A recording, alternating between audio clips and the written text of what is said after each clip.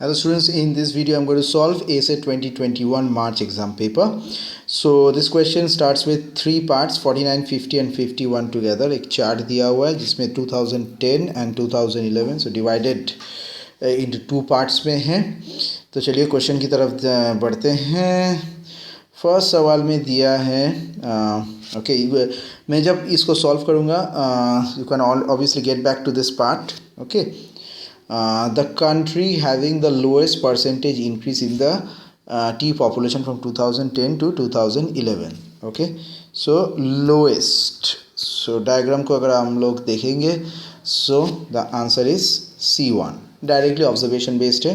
So country has the least tea production in 2010 according to the diagram. This will be C7. Answer is 100 million kg. Next question, the total production of tea of 7 countries in 2010. तो इसको क्या करना है, average total value निकालना है. 600 plus 200 300 100 200 100 and 100. So answer is 1600. Okay, so it lies between this. 51 is done.